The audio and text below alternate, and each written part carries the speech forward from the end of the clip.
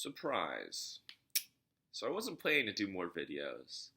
I kind of figured the other teams were up to snuff, and I wasn't too entertained by the Monday night game despite it being close. It kind of went the way I thought it would, where Chicago would get some good feels with Ben Johnson and then just kind of roll over and do what they do. So I hope Kevin O'Connell kind of figures it out, though, with McCarthy.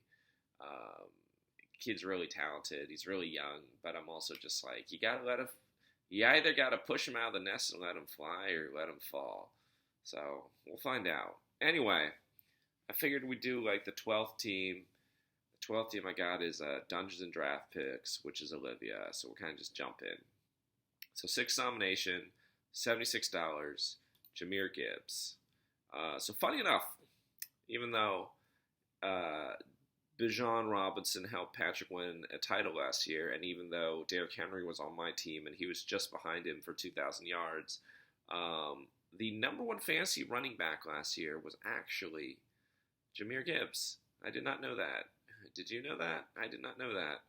So he had 1,400 yards rushing. He had another 500 yards receiving. So 1,900-yard season. He had 16 rush touchdowns and 4 receiving touchdowns. So that's really like the thing.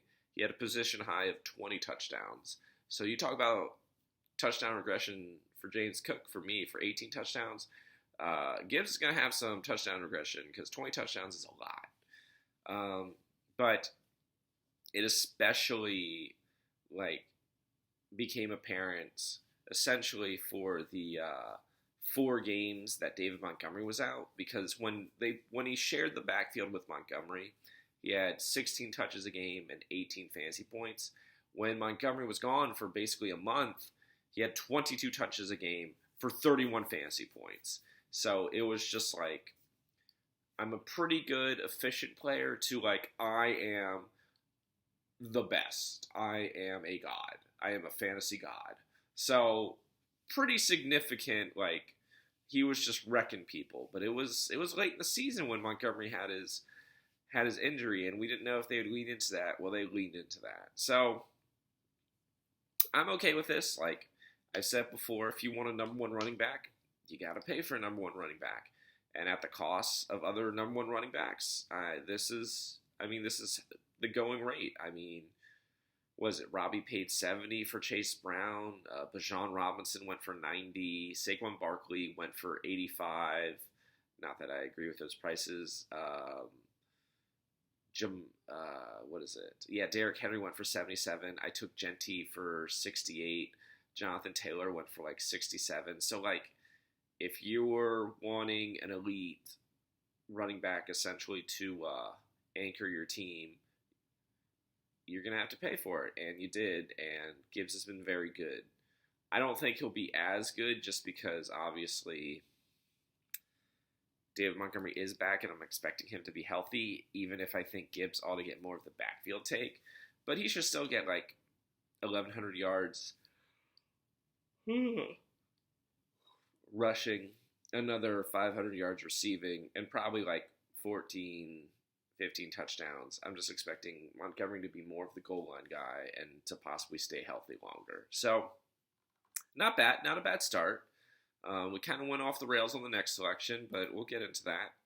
So, number 9 nomination, 40th overall, Josh Allen.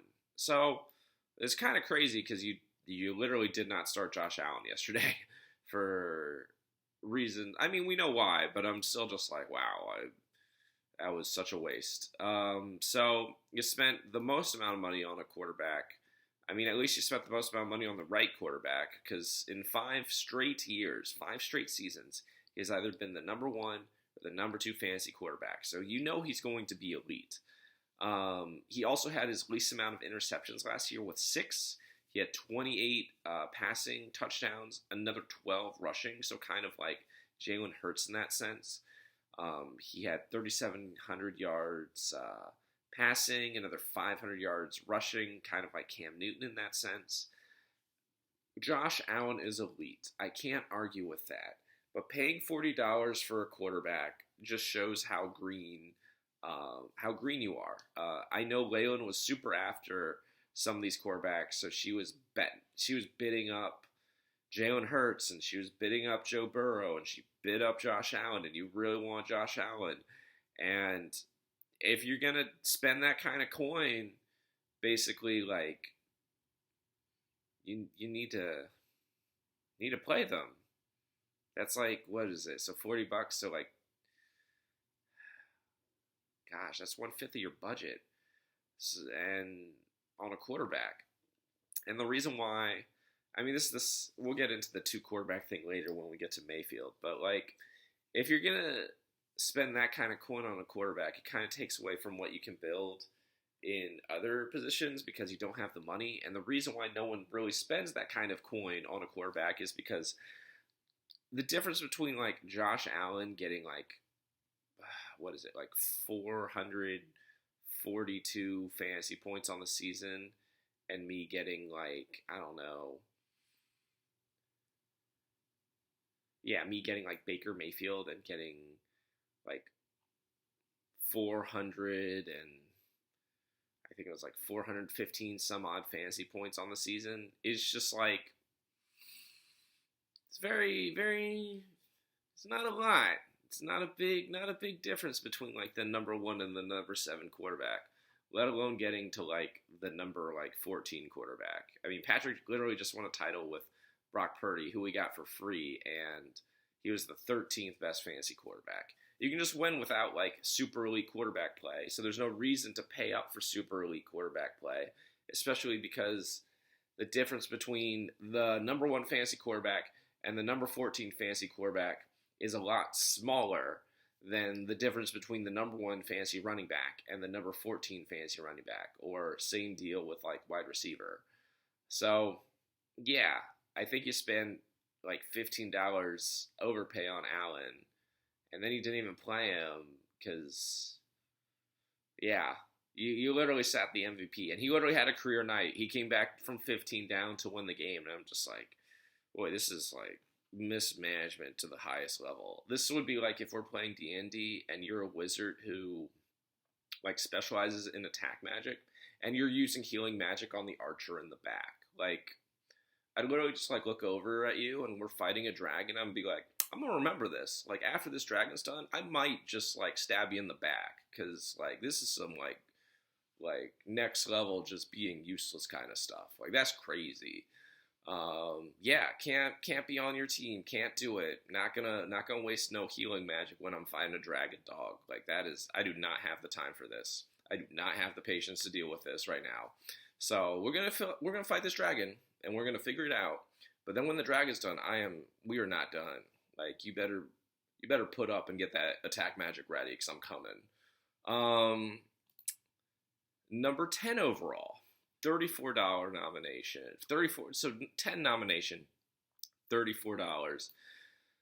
Tyreek Hill. Oof. Okay. So like, it's kind of fun that I'm doing this after the games now, because now I have like at least one thing to go off of, rather than just like what I was originally expecting. So I guess we'll kind of go like, we'll pick the middle road. So last year wasn't great for Tyreek. He only had like 81 receptions. He didn't break 1,000 yards. And the year before, he was going for like 2,000 yards receiving. And he got pretty close. He was like at 1,800 yards. So we're talking like he had half of what he had the year before. And it also did not help that Tua missed 6 games last year. And Tyreek finished, I think, as the 31st. He was 31st in scoring per points per game for a wide receiver, and he had never finished lower than 11th, I think, since his rookie season. So you're kind of hoping, even though he's 31, for like him to have a rebound year like there was going into last season. He was the number 1 fantasy wide receiver in football. Having said that, we did just watch the game yesterday, and the worst team in the league might be the Dolphins. They looked awful. Tua couldn't hit the broadside of a barn, and Tyreek's already frustrated. I mean, the hope is maybe he gets traded at this point. Like it was bad. Like it was. I went back and watched some of the tape. So twice, two of the interceptions Tua had was basically the Colts had a defensive lineman drop back and get in the passing lanes for some of the underneath stuff, and Tua just straight up didn't see them. Like he just did not see them. Like stared them down, did not see them. And what's even crazier is like he had one of the lowest pressure rates of anyone yesterday. Like Tua was not under pressure. He was maybe under pressure 1 out of 5 snaps. He was not under pressure all that much. It's just he was easily confused by like different coverage concepts and blitzes. And while the offensive line wasn't great, there were definitely windows. And there was a lot of separation for Waddle and Hill. He just was terrible. Like, just like Mitch Trubisky levels bad. So, yeah, knowing that, having seen that, kind of reviewing, that's why this is coming out so late, because actually instead of watching the full Monday night game, I was actually watching some of the tape from like different players, because I really wanted to dig into that game and just like, how the heck did Daniel Jones beat the crap out of like the Dolphins? All right, so Dolphins secondary is terrible, and everybody on there probably isn't, like, to be honest, starter worthy, and they piecemealed it together. But like, you still would think, even if the Colts can score, that the Colts defense isn't great. Like, it's maybe like below average, and it was just awful. Miami's offense was just real bad. I think Mac picked up Ollie Gordon, and I'm just like looking at that now, and I'm like, I have Jalen Waddle. I'm not sure anyone on the Dolphins offense, including Achane, who got a touchdown, is worth like starting. That's how awful it was. Like, not a single player on that entire offense, because of how brutal they looked. Like, Tua couldn't, like, if Tua's gonna play that bad, you gotta pull the plug. You gotta start somebody. I get Ryan Tannehill on line one, because it was bad. I cannot stress to you how brutal it was to watch that tape. It was like I would give him a score of like a 2 out of 100. So all of that's to say, you have Tyreek Hill, and I think Tyreek Hill will have a better year than he had last year. But having watched that game, I am just like scarred. So it's kind of gonna be a really rough time for you. I think at some point Tyreek Hill will get traded. It'll probably be around like week 10.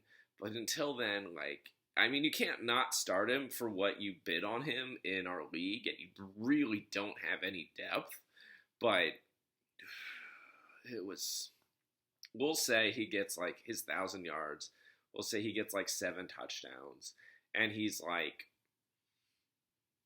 wide receiver 11, hopefully. I mean, if nothing else, Miami can't be as bad as they were yesterday. Just purely out of play. Like, they got to be more prepared than that. That was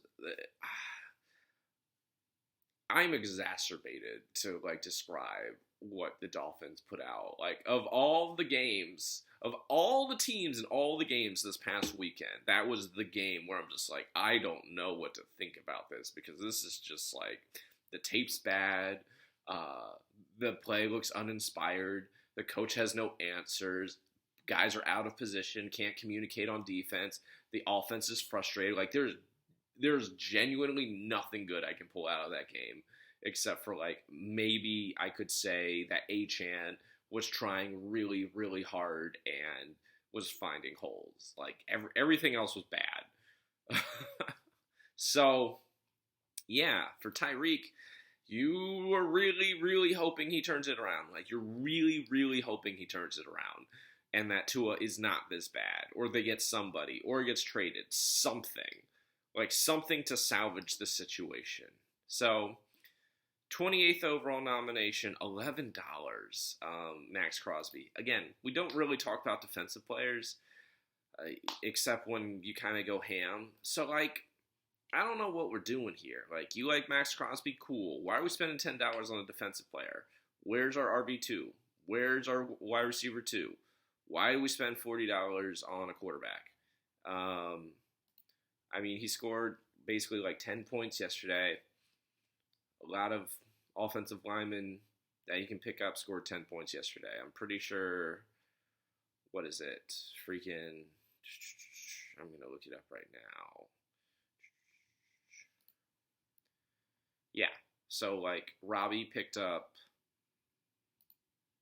Will Anderson Jr. for $1, and he gave him 13 points.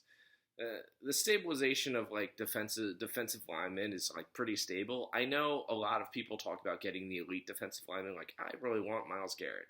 I really want TJ Watt. And I'm usually just like, yeah, I mean, I like those guys, but usually I feel pretty good about being able to get people on the cheap. But like for a team like you should not be spending money on any defensive players, like at all.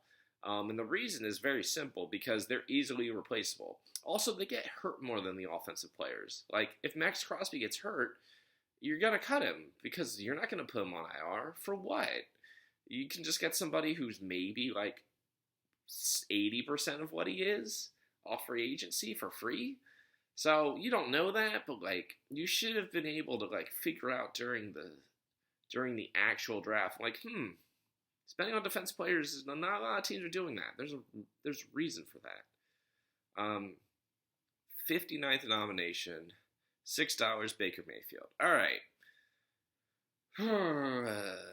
Okay. So I actually genuinely like Baker. He's been like good for the Bucs, especially in the shadow of Brady. That's really hard to come back from.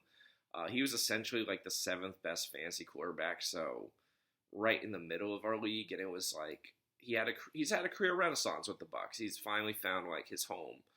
And the thing about it though is like he had a monster season. Like he almost had 400 yards rushing.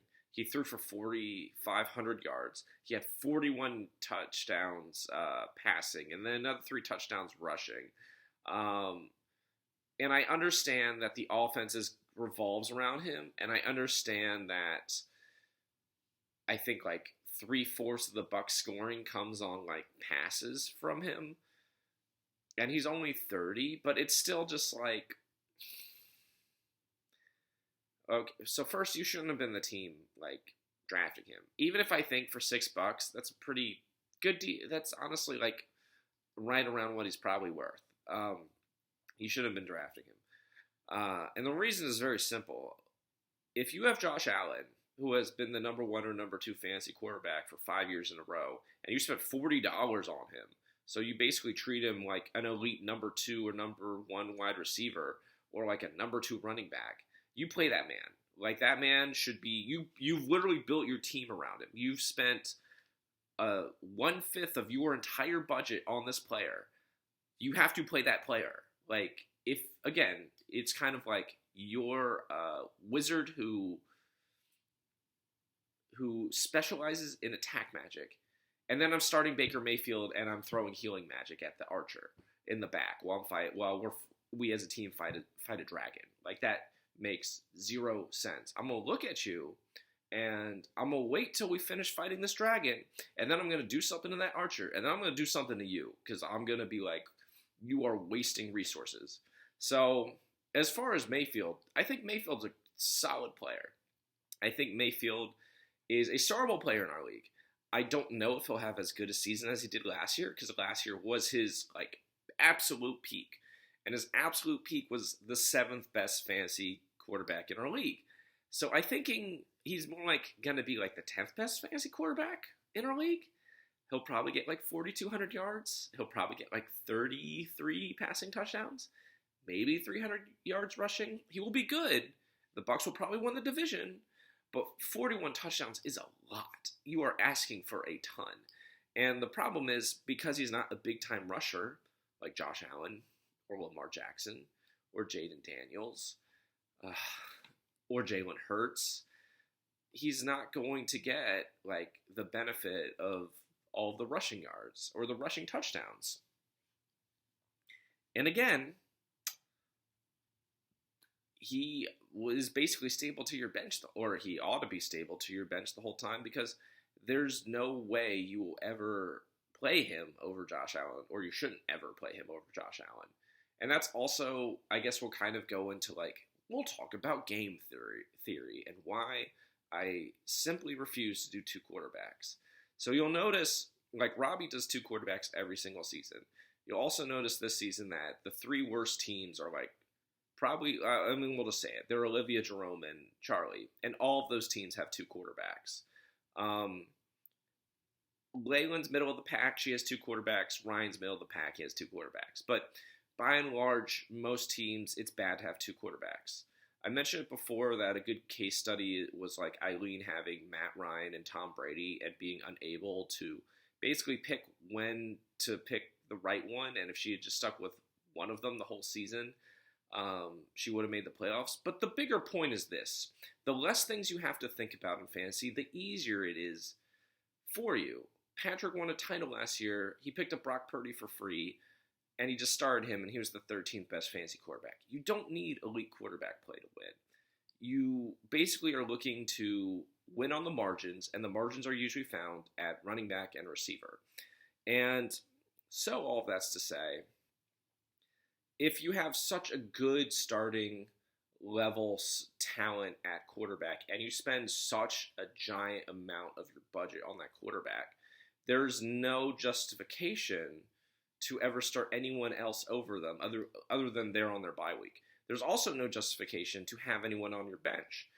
And the reason for that is because basically quarterbacks, because you only need like the 14th best fantasy quarterback, it's kind of like, it's like a curve. Like the number one quarterback's like Amar, and he's like 25 fantasy points. And then the 14th best quarterback might be like, we'll just say Justin Fields for this exercise. And he's worth like 19 fantasy points. That is 6 fantasy points between the number one guy and the number 14 guy. The difference between like the number one running back, Jahmyr Gibbs last year, and the number 14 running back, Tony Pollard, is like 100 fantasy points on the season. It is a huge gulf. The difference between the number one quarterback and the number 14 quarterback is much smaller. So like most teams in our league don't really value trading for quarterbacks. They don't really, like, they're kind of just like, oh, like every season Robbie tries the two quarterback thing. And I understand the logic of it, because the logic is I can play the matchups, and typically if I have this extra player on my bench, I can move one, or I can go cheap for two of them, or I can go like basically get a superstar player and get like a cheap one, and then if the cheap one breaks out, I can move him. And my issue with that has always been, I think it's a waste of roster space. And I push back even more on it in a league like this where roster space is so valuable. Last year, I think Stefan took Caleb Williams, and he was on his team for like 9 weeks. And Caleb Williams by that point had like 4 pretty good weeks where he was like a top 8-ish fantasy quarterback. But the other like 5 weeks, he was like a bottom 5 fantasy quarterback. He was terrible. I think we're talking like basically everything that happened after the Washington game. And so like he's waiting, and he's hoping he turns it around, and he's eventually good. And I always say to people, and I've said it before in some of the other videos, I say it again, like if the quarterback's not playing up to snuff, especially in fantasy, like you're better off just straight cutting them and getting someone else. Like I didn't see Sam Darnold having an above average year last year, but he did it, and it wasn't a mirage, and that team won 12 games. And I would have been better off just starting Sam Darnold the whole goddamn season over waiting for Caleb Williams. There's no reason to wait, even if they're a rookie. There's no leash to give because I can get replacement level play that is higher than what anything they're offering now, immediately. And so all that's to say, you have Baker Mayfield, and you actually started Baker Mayfield, which is just a gas. You're doing healing magic on the archer while we're fighting a dragon, while you're specializing in attack magic. Like, that is what you're doing. And so it is, hopefully you can find a trade for Baker Mayfield and get something, some sort of depth. My suggestion would be, like, maybe trade him to Brian or Justin or even Stefan. Possibly Mac, too, because J.J. McCarthy looked okay tonight. I don't feel great about it. But, yeah, for Mayfield, Mayfield, basically, if he's on your team, should be just stapled to your bench. Or you should just cut him and try and pick up like a wide receiver or running back you kind of like off free agency and hope that they hit, because it's so much more valuable to find someone like that than it is to just eat up the bench spot waiting and hoping and dreaming on a player that's never going to play or help you. Like, it just doesn't. That's always been my issue with like teams that hoard depth. That's why I would never draft the way Justin drafts, because I just don't give a crap about all that depth. Like, yeah, I can trade it for stuff, but the easiest time to get a star is in the draft. Now, the prices are difficult, but it's easier to get them. Notice the word, all right? Because while I can trade depth later during the season, it's much more difficult to find a trading partner, execute that trade, and like we both are better or someone feels good about it. Like, it is just like, sometimes it is like pulling teeth, and a lot of teams don't really want to help you, or they don't want to improve your team, or they're afraid. Too many people are like afraid of doing the wrong thing than they are being aggressive trying to get better. And so it is simply easier to get an elite player in the draft. But I mean, we're using our budget on Josh Allen and defensive linemen and backup quarterbacks. I mean, you're spending money, and every little bit of resource matters. So, yeah, for you, I like Mayfield. I think he'll have a good season. I think he'll complete around 70% of his passes. I think he'll have like 33 touchdowns. I think he's a startable fantasy quarterback in our league, and maybe he's like a low-end starting running back. Like, I don't know. If Brian offered Austin Eckler, I would probably take that because you need another running back. If Patrick said, hey, I'll toss you like a receiver like Calvin Ridley because I don't really like my quarterback, I would probably take that. Just because, I mean, Mayfield's a startable good quarterback, and he can play, and he's coming off a career season. But for you, he makes no sense because he should never play because Allen is so much better than him. Allen, like, I can't stress to you this enough. Like, Allen is on a Hall of Fame track. Like, Baker Mayfield's a nice player. Josh Allen will go to the Hall of Fame one day, all right? He will probably be the guy who delivers the Buffalo Bills a Super Bowl. And to not play him is just, like, an astounding mismanagement move. I can't make that up. Like, people would be fired in real life if that were to happen. Next. 85th nomination, $13, Isaiah Pacheco. So I guess we'll go with the good and with the bad. So you partially did listen to me at some point, which is kind of good, I guess. You did get a number 2 running back, which is more than I can say for the teams below you. So Pacheco is kind of like a weird player because on the one hand, he is the lead back in Kansas City, and that has been good up until, like, we'll say, like, 4 years ago. Andy Reid's entire career was kind of like a kingmaker for running backs, just like he was a kingmaker for quarterbacks. And he averaged 17 touches a game. He averaged around, like, 85 yards. He was averaging around, like, 14 fantasy points a game. And then last year, if you'll remember, think back. For everyone who's watching this video who was in our league last year, you'll remember he had a broken fibula in like week 2, and he was gone for 9 weeks. I think Robbie ended up trading him to Brian. And when he came back, he wasn't really the same. He only got like 8 touches. And he was rotating with Kareem Hunt, and Samaje Perine was there. So, like, here's where it gets kind of funky. Now that we have the benefit of watching one game, what I think is this. Like, I think what has happened to him is kind of what I fear about, like, Javonte Williams. So that's kind of tough. But he's still, I don't know if he's still getting ready or he's still not totally, like, feeling great about the fibula. But, like, they brought in Elijah Mitchell, too. In the first game, he was getting like he was soaking up a lot of the rushes, but he was also like ceding all of the passing down work to Kareem Hunt. They just trusted Hunt more to catch the ball and do something with it. And so it's kind of scary in that sense because you're hoping I mean you were hoping with like Pacheco he would like go upside and be like a top borderline top 10ish running back, maybe top 20, and if he's doing that, he's like a borderline top 30 running back. It's not great. He's like barely a starter. Mostly because Kareem Hunt's just soaking up all the receiving work. He was even soaking up goal line touches. And then just like, do not like, if you're not getting receiving work and you're not getting goal line touches, what are you getting? You're just getting in between tackles, in between the 20s, which is nice. It's good work. But you need to be able to catch or you need to be able to score to really get big points. And if you don't do either, it's bad. So I don't think you knew that. Obviously, no one else knew that. I think you got a decent deal on him for $13 as your RB2. I actually don't mind it. I think right now he's probably like at 800 yards rushing and maybe 300 yards receiving. So still get your 1,000 yards. Probably like only 5 touchdowns.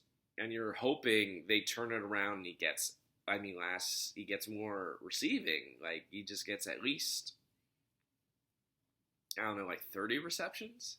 It's tough because like late last year he was only getting like 9 touches a game, and yesterday he was getting, or not yesterday, it was Friday. He was basically like he's the lead back, but he's getting like he's kind of there. He's doing okay. He's not looking that great, and he only put up like 4.3 like fantasy points, and he only ran the ball 5 times. So I know they were playing from behind, but it's still just like it's not.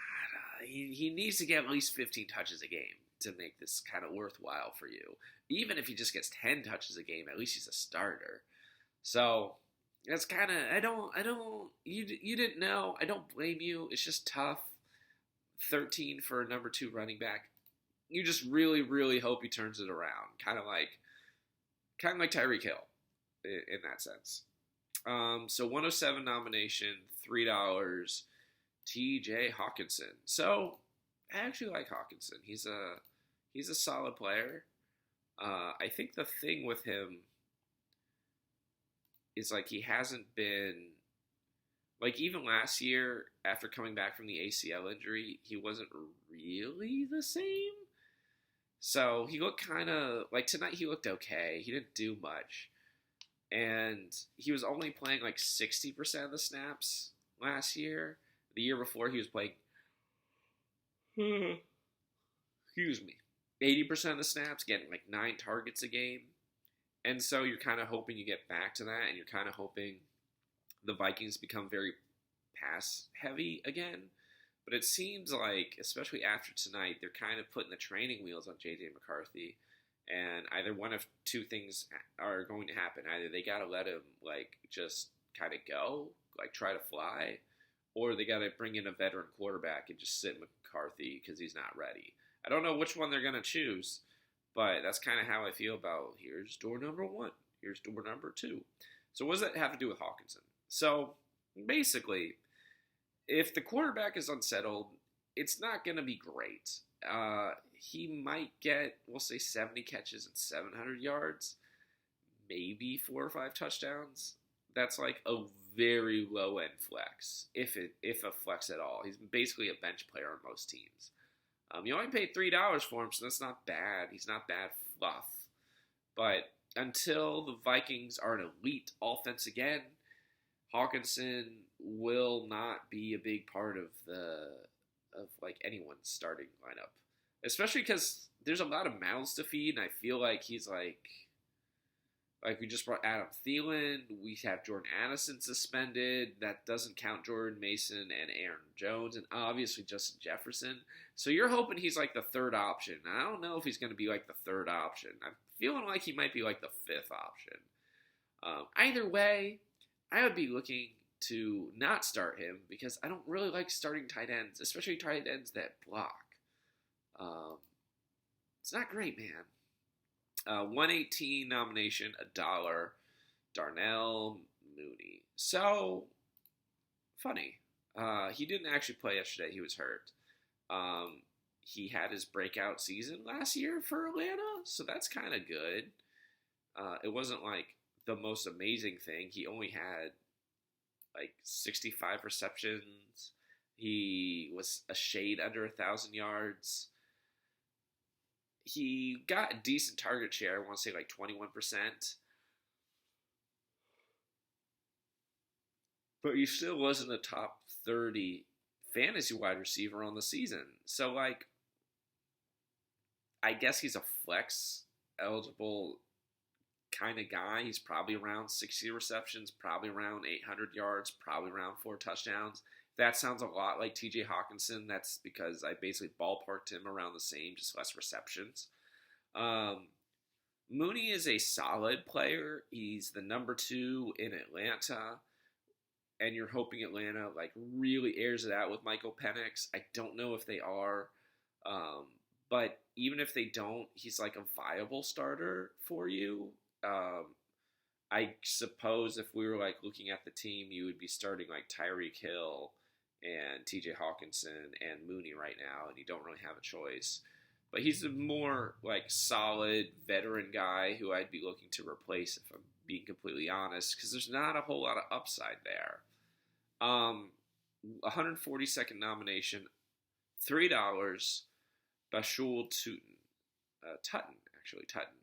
So this is kind of funny. Now we have fantasy news. So Tank Bigsby has obviously been traded from the Jaguars to the Eagles. Surprise, surprise, I guess you could say. What does that have to do with Tutton? Well, we're going to kind of take the long view that you're not really going to know of, and I only know of because I'm in the weeds. So, like here's the long view. So, Liam Cohen is the head coach of the Jaguars. Why is that important? Well, Liam Cohen was the offensive coordinator of the Bucs last year, and he was very interested in Bucky Irving out of Oregon.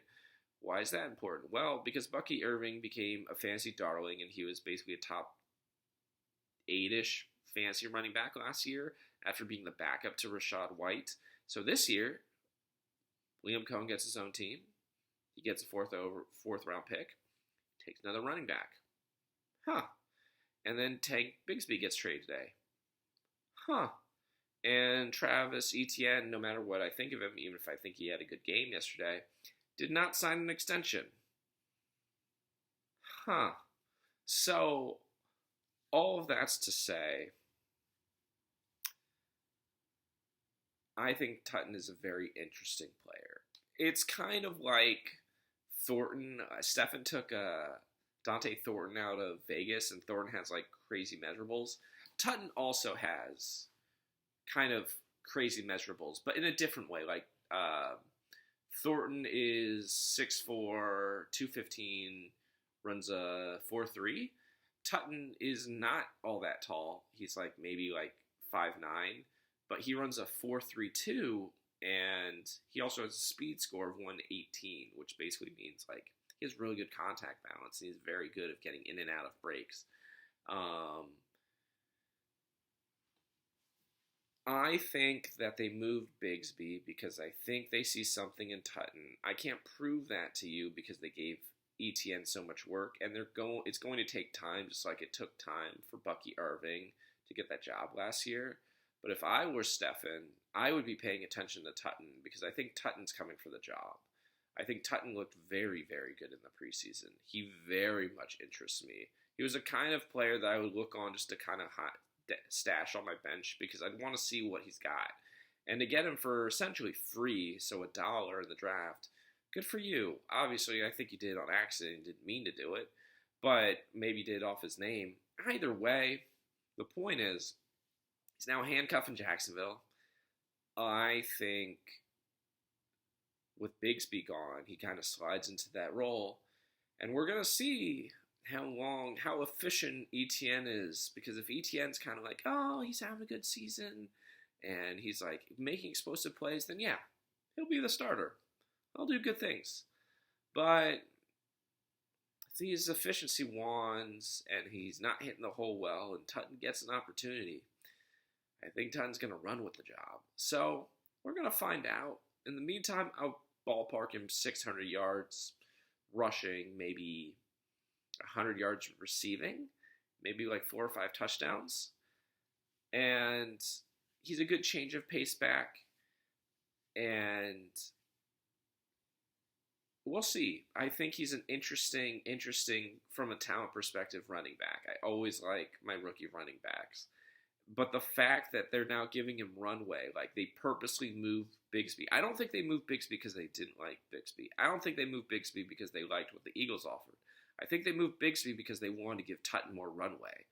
And that is a very significant thing to take note of. So yeah, if I were Stefan, I'd be trying to trade for Tutton just to shore up my ETN investment if I really wanted the Jacksonville backfield. If I were Olivia, I'd probably be hoping to hang on to Tutton and maybe late in the season he becomes a starter for me. But I don't know if you can afford that considering how little depth your team has. So, well, we'll see. But I do like him. I do like Tutton. After that, I guess we can go with the tight end. So 221 nomination, $1, Evan Ingram. So he's in Denver now. He's left Jacksonville. He had a good season, I want to say a couple years ago in Jacksonville. And I think maybe he's like, well, I guess he's like the number 2 there. I trust him more than Marvin Mims. So he's a long time ago in seasons far, far away. So 2017, he was a first-round pick by the Giants way back when. And he was in the Jaguars, and he had a pretty good year a couple years ago. Last year he was kind of lost. And now he goes to Sean Payton in Denver. And Bo Nix didn't look great yesterday, I'll admit. But Sean Payton's also the guy who helped Jimmy Graham have his run of success. And I think they brought in Evan Ingram to be a pass catcher to give them something underneath Courtland Sutton. I think he's going to be right around TJ Hawkinson. So we're going to say 80 receptions, 800 yards, 4 or 5 touchdowns. So again, low-end flex. I think he's a good player. The problem is I think they're going to be trying to run the ball more this year, especially with J.K. Dobbins and R.J. Harvey. I like Ingram. He's solid, but he's kind of someone I wouldn't ever have on my team because it's just very low upside. I'd much rather have a young player than have just like a tight end who I kind of know what he is. Which is why $2.29 for $1, we took Tucker Kraft. And kind of like Tucker Kraft, he's kind of like the touchdown outlet in the red zone for Jordan Love. But at the same time, there's so many receivers. Jerome was unhappy about Jayden Reed being hurt. And I'm just like, Jayden Reed had 5 targets. The other guys had 4 targets. I think Brian took Matthew Golden just kind of as a lottery ticket. And I don't blame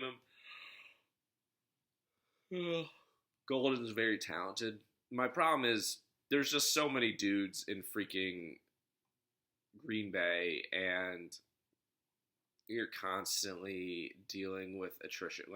Romeo Doubs and Matthew Golden and Jayden Reed and Tucker Kraft and Zatavian Wicks, and we brought in Savion. We took Savion Williams this year in the 3rd round. That doesn't even count freaking Christian Watson's hurt, and we used a 2nd round pick on him once upon a time. Just a lot of guys that are all very similar in Green Bay. So I like Kraft. I think he's a little less than Ingram, so we'll say 60 receptions, 700 yards, but actually 7 touchdowns. He's more of a touchdown guy. And he's a good, solid player. He's only 24. He has some upside, but I just see him as a bench guy, basically. Nothing more than that. And, we could talk about a little more about the guys you picked up, which, since we won't go too much into the other stuff. So you picked up Chris Rodriguez, who, funny enough, was inactive yesterday for Washington. And they traded away Brian Robinson Jr., and they started Crosby Merritt, if I remember his name correctly. Yeah, Krosky Merritt. So I think Rodriguez actually has a role at some point. I don't know how long they're going to trust Jeremy McNichols. I know he was doing special teams work. I mean, obviously they must really like Krosky Merritt because he's the first player to run for over 80 yards that wasn't in the first 200 picks as a rookie in the draft in week one. And he was really good 2 years ago for New Mexico. Anyway, I mentioned all that in Stefan's video. The point is, I think Rodriguez has some upside just because Washington's still kind of figuring it out. Even if Eckler is the passing running back and Krosky Merritt seems to be like the lead back, I think Rodriguez still might be the short yardage back as things go along in the season. It's very much a fluid situation. The last player is Joshua Palmer. Funny enough.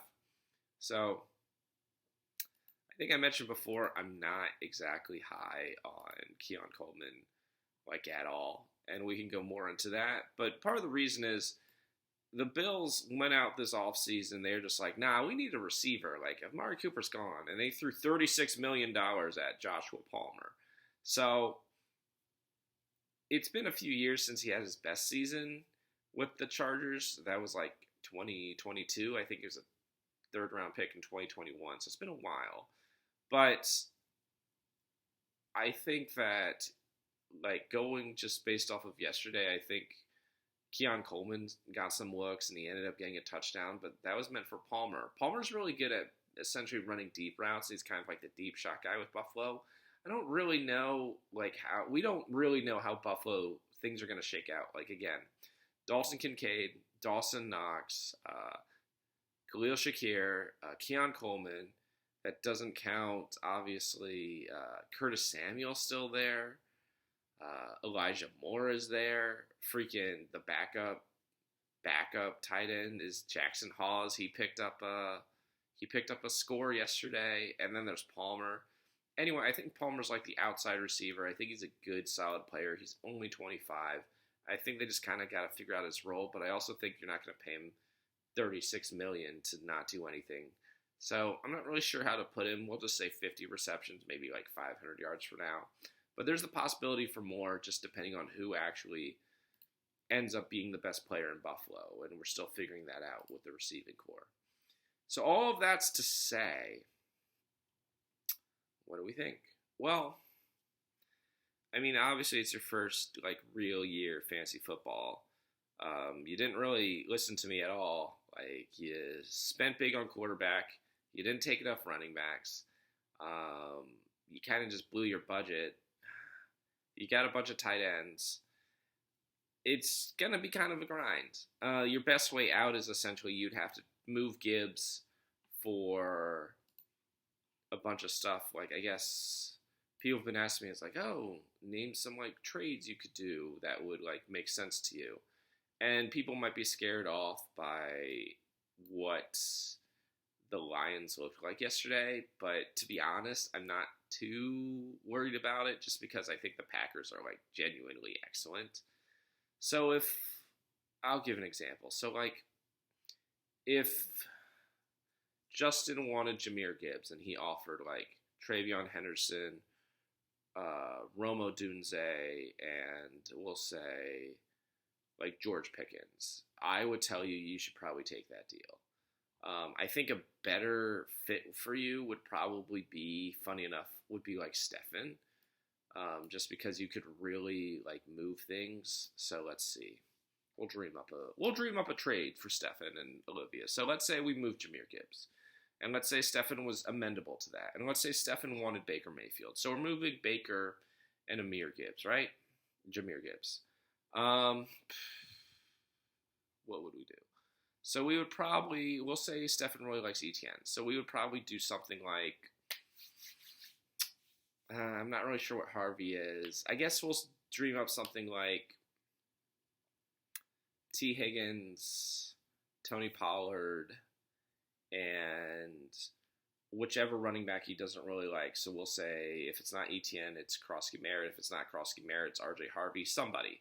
It's not going to be Bigsby. I can tell you that. It's something along those lines. Like, and then maybe if we need, since it's two, well, it's got to be like four. So we'll say Dante Thornton, and maybe Stefan's not amenable to that. Maybe he's just like, I want the upside. I don't know. But the point is, you kind of just need some running back depth. You kind of need some wide receiver depth. You just need depth. And the only real way to get that is to like kind of move a star player. It's kind of tough for you because if you move Gibbs, you need to take a running back and then get more depth somewhere. And that's very hard to kind of come across. In the meantime, what you're going to kind of have to do is kind of like work waivers and work free agency. It's also kind of tough because for you were looking for reassurance this past week, but you were also the last team to make a move before the week started. So you didn't even like pick up Joshua Palmer or anything until every other team had looked through and sift through free agency, essentially. Because I think McKenzie dropped Dylan Sampson and Brian used $3 waiver budget on him. That would have been a perfect player for you to pick up for the back of your bench over your extra tight ends. But you weren't really, like, you had other stuff going on, so you weren't paying as much attention to it.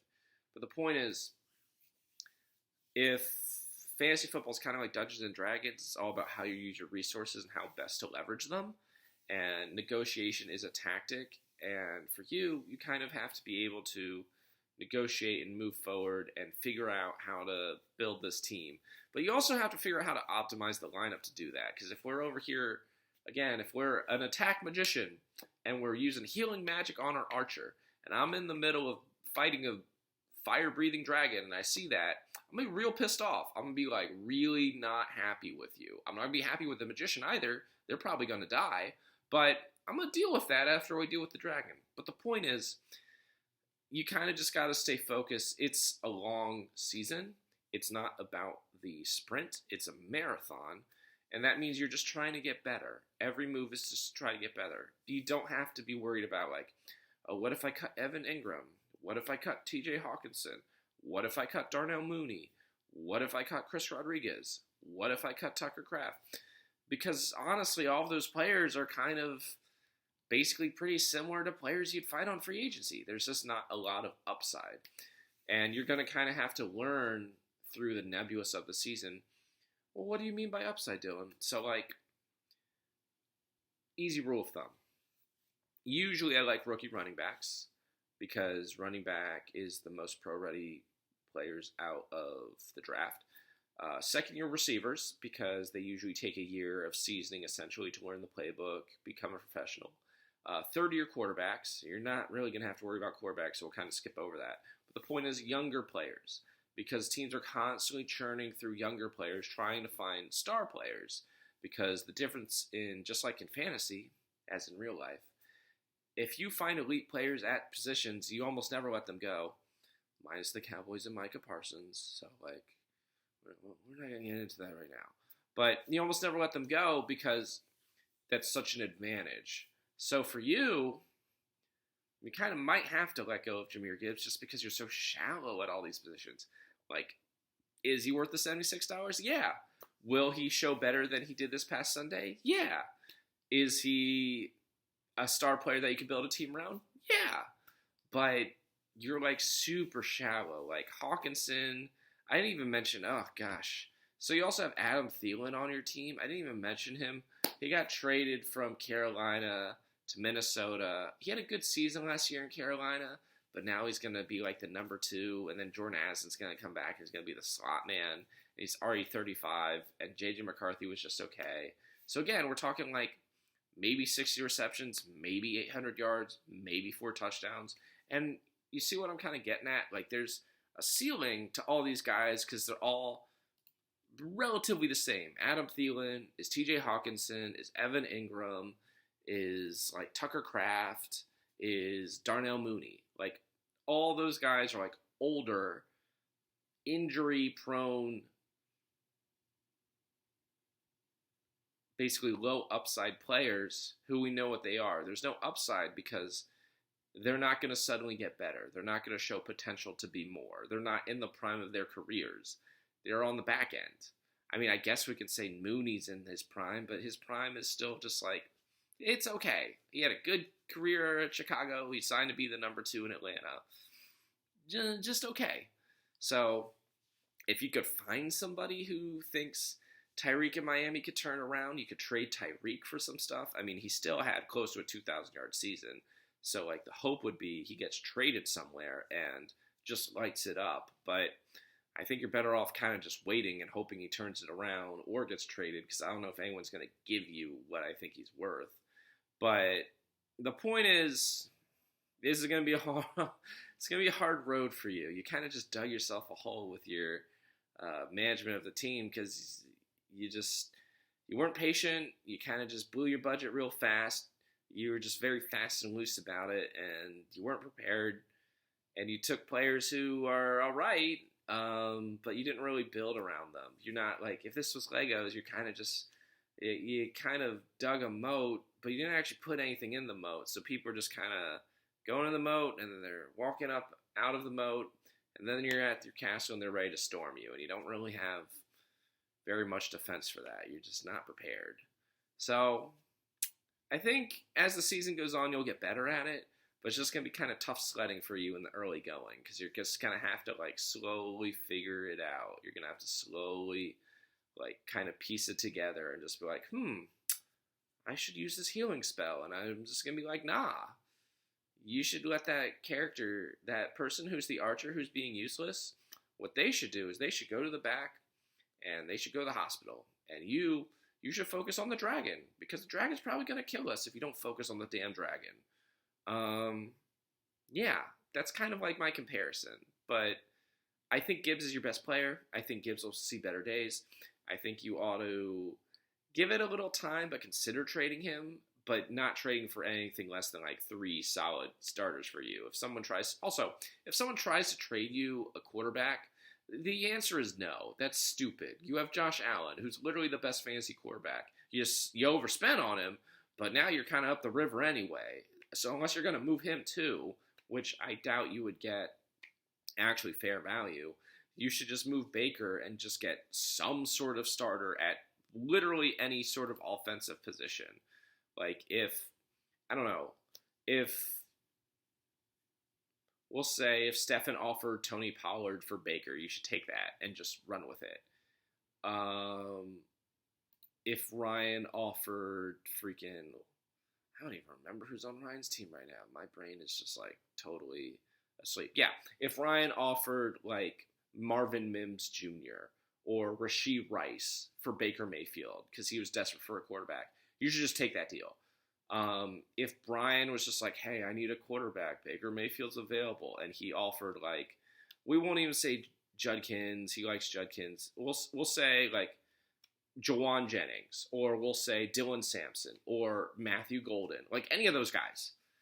You should just take the deal and run with it, because you need depth right now. Backup quarterback that's never going to play, that doesn't help you, you just move him. Get depth. Like, get some resources, use your attack magic, focus on getting better, and just try to compete and just try to learn. That's the most important thing. There's a lot, like, I am very hard on everyone in this league, but if you talk to literally anybody else in this league, everybody's pretty nice about it. You can ask for advice. You can ask basically for draft strategy. You can ask for like what they look for, how they go through their process of picking players. I mean, hell, Patrick won a title last year, and Patrick just kind of like zeroes in on players he likes and just kind of goes for it. So it's kind of, everyone has different stuff, but I think you'll have more fun with it if you talk to more people about it, especially in our league. Like, you can definitely talk to Sarah about strategy, or Brian, or Mackenzie. Like, I don't know, like, they're not going to like give you their strategy and tell you like, this is what you need to do, but they will be like very kind about it and just be like, hey, this is what I think you could work on. This is what you're trying to do. This is kind of your goal. These are the kind of players you should look for, kind of thing. And I think you'd have a lot of fun with that, because again, it's kind of like D&D. You're just kind of learning and gaining more knowledge, and it'll just be like kind of, when things start to click, it starts to roll. But yeah, you're kind of like my number 12 team, because you have two running backs, you have a star quarterback, you have a semi wide receiver 2-ish, maybe wide receiver 1 in Tyreek Hill. So you have some pieces. You could build a foundation, but it's a shaky foundation because everything's kind of like Tyreek's not great, and Isaiah Pacheco's not getting much play, and you really, really, really need Gibbs turned around. You have no real depth around them, so it's real shaky. But, it's your first time. This is a long video. I don't even know if you'll watch it. I hope you enjoyed it, though. I hope you like my analogies. And if you ever have any questions, just ask me. If you ever need any help or any suggestions, just let me know. But if you don't want to ask me, if you want to ask somebody else, they'll probably be nicer about it. They'll definitely help you too, though. All right. I'm tired.